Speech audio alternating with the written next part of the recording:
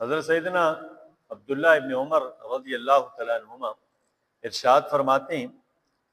قال قال رسول اللہ صلی اللہ تعالیٰ علیہ وسلم، نبی اکرم صلی اللہ تعالیٰ علیہ وآلہ وسلم نے ارشاد فرمایا ان اللہ جعل الحق علی لسان عمر وقلبہ، وفی روایت ابو داود عن ابی ذر قال ان اللہ وضع الحق علی لسان عمر یقول به۔ عبداللہ ابن عمر رضی اللہ تعالیٰ عنہما فرماتے ہیں کہ رسول کریم صلی اللہ تعالیٰ علیہ وسلم نے فرمایا بے شک اللہ تبارک و تعالیٰ جل شانہ نے جناب عمر رضی اللہ عنہ کی زبان اور آپ کے دل پر حق کو جاری فرما دیا۔ اور اسی طرح ایک روایت میں ابو ذر رضی اللہ تعالیٰ عنہ فرماتے ہیں کہ اللہ تعالیٰ نے جناب عمر رضی اللہ تعالیٰ عنہ کی زبان پر حق رکھ دیا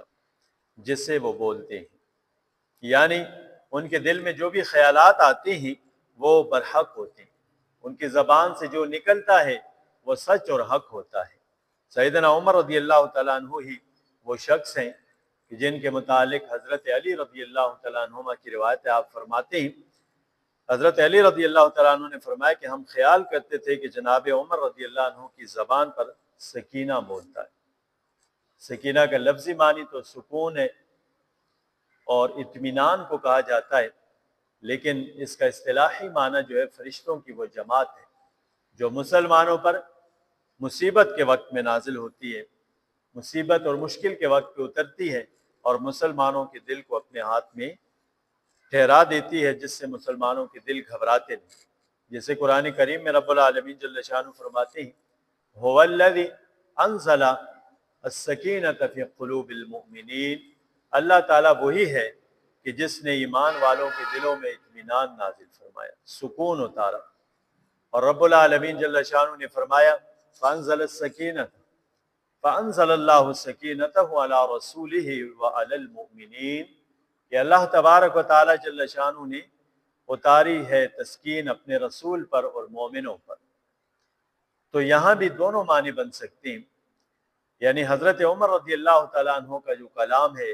آپ رضی اللہ عنہ کی جو زبان ہے، اس میں مسلمانوں کے لیے سکون ہے، چین ہوتا ہے، اور وہ فرشتہ جسے سکینہ کہتے ہیں وہ حضرت عمر رضی اللہ عنہ کی زبان پہ بولتا تھا۔ تو اس لیے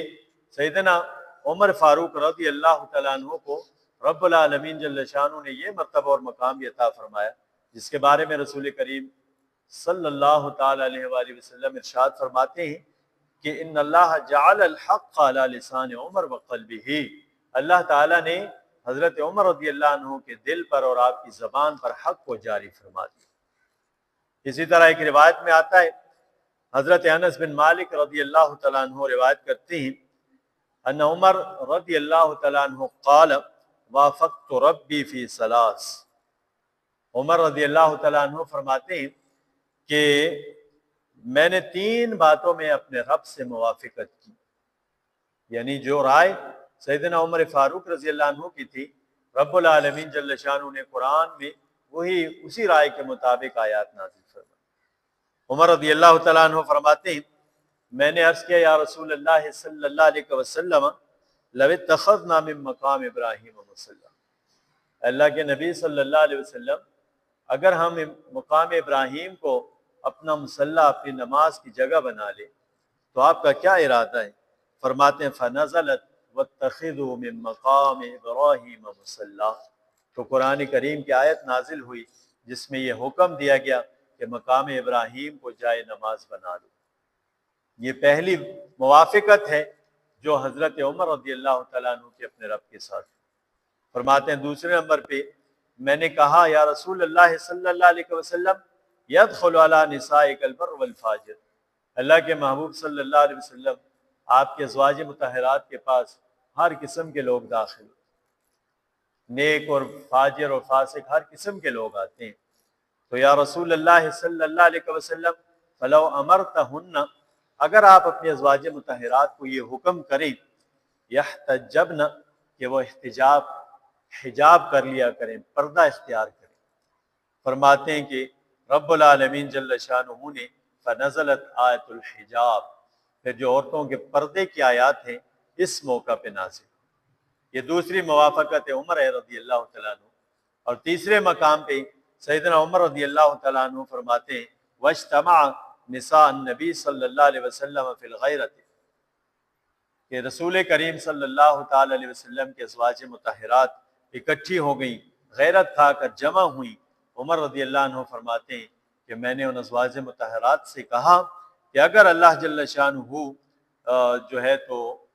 حکم کر دے، یعنی رسول کریم صلی اللہ تعالیٰ علیہ وسلم اگر تم سب کو طلاق دے دے تو اللہ جل شانہ ان تم سے بہتر بیویاں ان کو عطا فرماتے اس موقع پہ